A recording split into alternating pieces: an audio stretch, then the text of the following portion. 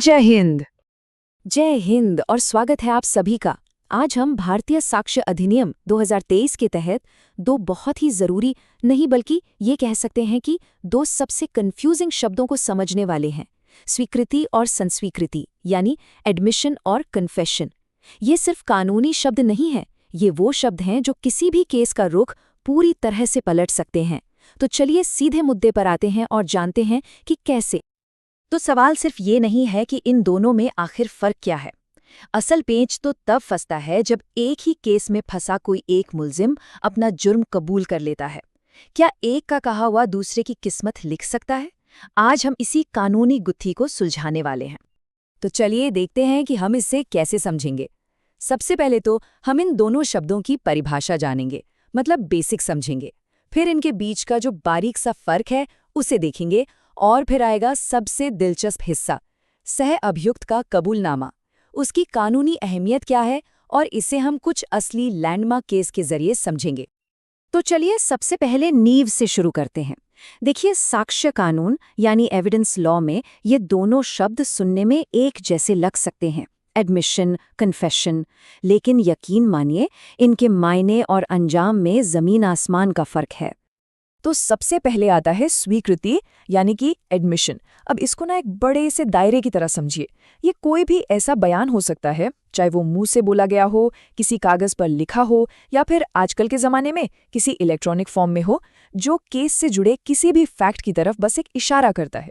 जैसे मान लीजिए कोई प्रॉपर्टी का झगड़ा चल रहा है और कोई बस ये मान ले कि हाँ, इस डॉक्यूमेंट पर दस्तखत तो मेरे ही हैं, तो ये एक स्वीकृति है। ध्यान दीजिए, यहाँ उसने कोई जुर्म कबूल नहीं किया है, बस एक तथ्य को माना है, और इसीलिए इसका इस्तेमाल ज्यादातर सिविल मामलों में होता है। और अब आते हैं संस्वीकृति पर, जिसे हम कहते हैं कन्फेशन। ये बिल्कुल सीधा और टू द पॉइंट होता है। ये सिर्फ और सिर्फ वही इंसान कर सकता है जिस पर किसी जुर्म का इल्जाम है, और इसमें वो सीधे सीधे बिना किसी लाग लपेट के अपना गुनाह कबूल करता है। जैसे कि हाँ, चोरी मैंने ही की है। ये एक क्रिमिनल केस की दुनिया का शब्द है। तो अब तक आप मोटा मोटा फर्क समझ ही गए होंगे कि एक में सिर्फ एक तथ्य को माना जाता है और दूसरे में पूरे के पूरे गुनाह को। चलिए अब इस फर्क को जरा और गहराई से कुछ और पैमानों पर तोलकर देखते हैं। चलिए इस टेबल पर एक नज़र डालते हैं, ये सारे डाउट्स क्लियर कर देगी। देखिए, पहला और सबसे बड़ा फर्क है इनके इस्तेमाल का।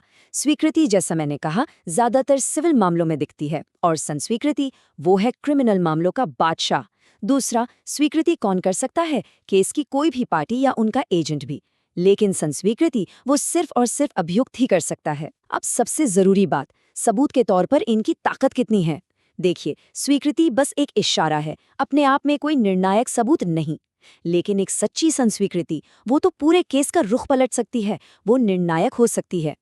और आखिर में ये पॉइंट बहुत इंटरेस्टिंग है। समझिए कि हर संस्वीकृति एक तरह की स्वीकृति तो है, पर हर स्वीकृति संस्वीकृति नहीं होती। ये ठीक वैसा ही है जैसे हम कहें कि हर शेर एक जानवर है, पर हर जानवर शेर नहीं होता। संस्वीकृति एक खास तरह की बहुत मजबूत स्वीकृति है। अगर आपको कानून की ऐसी ही बारीकियां समझना अच्छा लगता है और ये जानकारी काम की लग रही है, तो हमारे चैनल को सब्सक्राइब ज़रूर कीजिएगा। इससे हमें और भी ऐसे डिटेल्ड विश्लेषण लाने की हिम्मत मिलती है। अच्छा, अब चलते हैं इस विषय के सबसे पेचीदा, सबसे ज़्यादा बहस वाले हिस्से पर, सह अभियुक्त की संस्वीकृति। ये वो सिचुएशन है जहां एक मुल्जिम के मुंह से निकले शब्द दूसरे की किस्मत का फैसला कर सकते हैं। तो हमारा नया भारतीय साक्ष्य अधिनियम यानी BSA, इसका सेक्शन 24 क्या कहता है? वो ये कहता है कि अगर एक ही जुर्म के लिए कई लोगों पर एक साथ केस चल रहा है, मतलब ज्वाइंट ट्रायल हो रहा है, तो उनमें से एक का कबूलनामा दूसरे के खिलाफ विचार में लिया जा सकता है।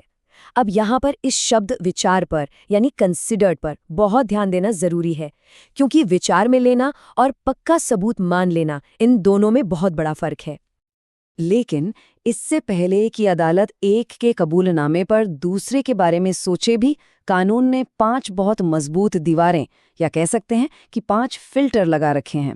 जब तक ये 5 शर्तें एक साथ पूरी ना हो, तब तक अदालत उस बयान को दूसरे के खिलाफ देख भी नहीं सकती।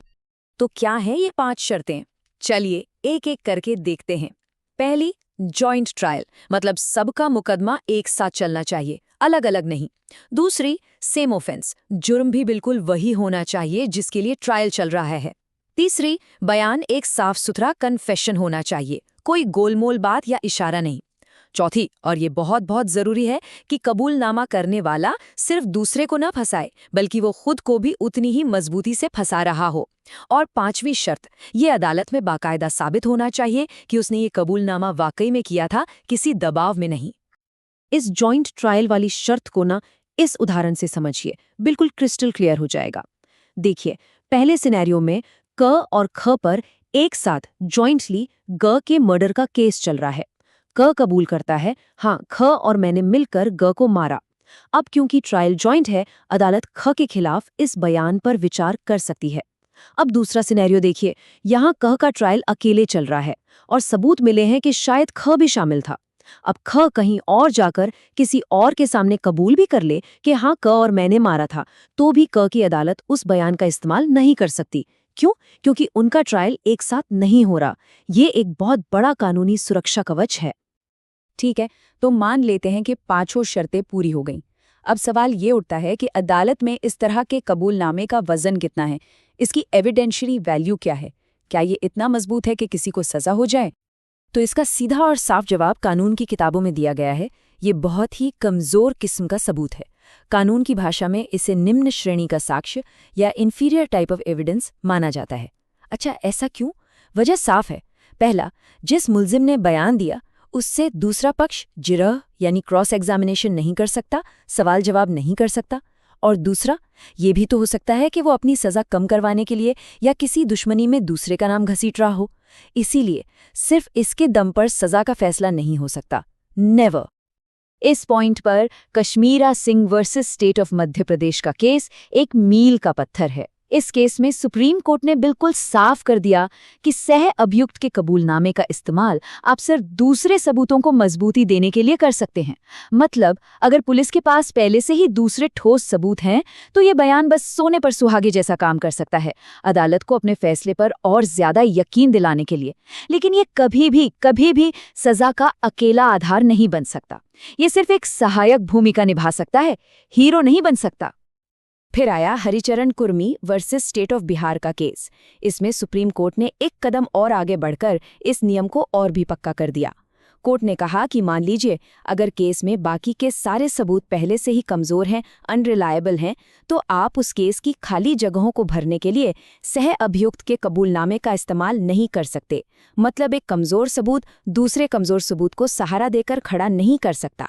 अगर बाकी सबूतों में दम नहीं, तो अभियुक्त को बरी करना ही पड़ेगा, चाहे दूसरा मुल्जिम कुछ भी कबूल करता रहे। तो इस पूरी कानूनी चर्चा का सार क्या निकला? चलिए वो मुख्य बातें याद कर लेते हैं जो हमें हमेशा ध्यान रखनी है। पहली बात, एडमिशन एक बड़ा दायरा है जो ज्यादातर सिविल मामलों में काम आता है, जबकि कन्फेशन एक सीधी गुनाह की कबूली है जो क्रिमिनल मामलों के लिए है। दूसरी बात, सह अभियुक्त के कन्फेशन पर विचार करने से पहले वो पांचों शर्तें पूरी होनी ही चाहिए। तीसरी और सबसे जरूरी बात, ये कोई सब्सटैंटिव एविडेंस नहीं है, ये एक बहुत ही कमजोर सबूत है। चौथी बात, इसका काम सिर्फ दूसरे मजबूत सबूतों को सहारा देना, उन्हें करॉबोरेट करना है। और पांचवी बात, जिसे गांठ बांध लेना है। सिर्फ और सिर्फ इसके आधार पर किसी को भी दोषी नहीं ठहराया जा सकता। और अब जाते जाते आपके लिए एक सवाल छोड़ जाता हूं जिस पर सोचिएगा जरूर। अगर सह अभियुक्त का कबूलनामा इतना ही कमजोर सबूत है, तो फिर कानून इस पर विचार करने की इजाजत देता ही क्यों है? इसे पूरी तरह से खारिज क्यों नहीं कर देता? इस सवाल के पीछे के कानूनी दर्शन पर सोचिएगा। शायद इसका जवाब न्याय की उस गहरी खोज में छिपा है जो सच्चाई तक पहुंचने के लिए हर दरवाजे पर दस्तक देना चाहती है, भले ही वो दरवाजा थोड़ा कमजोर ही क्यों ना हो। धन्यवाद।